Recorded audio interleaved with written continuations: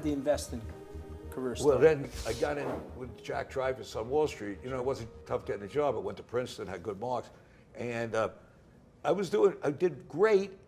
So I started thinking I'm really smart. But why'd you go to Jack Dreyfus? Why'd you pick Wall Street? Well, I knew All the things you somebody. could do? Well, you know, I didn't know what to do, and I started studying how you pick stocks, and it really hit me how great it was. You know what you did. I met a guy that was a security analyst, and he's showing me how to pick these stocks. Was it going back to the books? Was it reading things about the industry, or? Well, no, I just liked it, but that wasn't really it. But when I got into Wall Street, I had 12, 15,000, which was a lot saved. You know, I started investing it.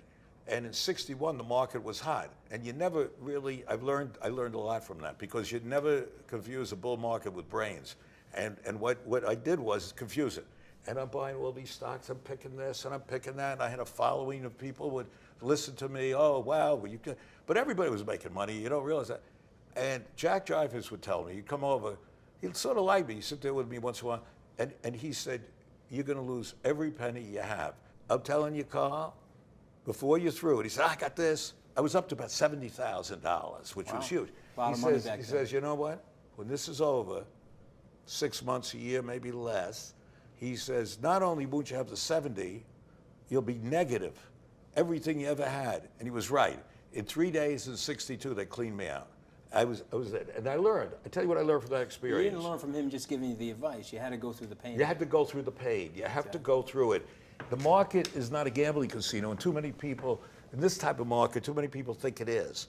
And especially now with low interest rates. So it's really a dangerous place today. It pays to be ethical. I found over my life, I had a code that I lived by. You can laugh, but I had my own code. And I had a following then What's too. the code? Tell us the code. Well, the code is, one part of the code, I mean, there's a few things, but one part of the code to me, and I had it inculcated for some reason, that if somebody gives you money to manage, you owe them your fealty, meaning you owe them loyalty, and that's how we built the option business. I was giving them an extra $1,000. It's part of the trust. You know, they're entrusting with you something dear to themselves. Yeah, but what was happening in the history, so I had these two guys, they owned a piece of the firm. You know, I don't remember how much, maybe 20%, firm 25. And the reason they left me was they had a following in the options. We had all this.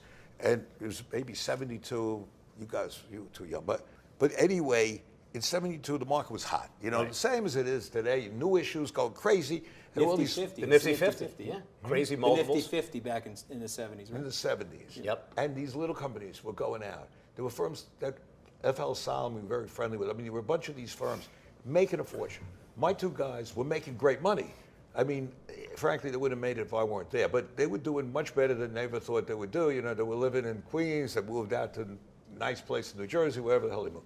But the thing is, especially one of them, was pushing like hell to do underwritings. Because we could do it underwriting. You know, this little dinky company, get into the underwriting group, and we had this big following, and we would buy a lot and make all the underwriting fees, which were huge. Sure. And these guys would have really benefited. I said, I'm not doing it. Because I'd look at the companies. So when you look at the companies, you said, how the hell can you sell somebody a company that makes plumbing fixtures and give them 40 times earnings for it? Oh, well, you got to understand, they got a new fixture. I said, let's look at the new fixture. Right. Let me talk to some guy that understands that. You talk to a guy that understood, I'm just giving you an example. Let me understand the new fixture. The guy laughing at you, this is ridiculous. Oh, but they say it's great. They say, forget it. So well, one of them said, well, I'm leaving the firm then. I said, God bless you, leave the firm. I got the stock back from the guy. Yeah. And I didn't do it for that reason. And then the other guy left eventually, so I own the whole firm. You know, I've always found after that, I know it sounds cynical, but you have a choice if you're going into a business. You can have partners or you can have money. So somebody can give you money and take a little piece, other partner is going to work for you. I always took the money.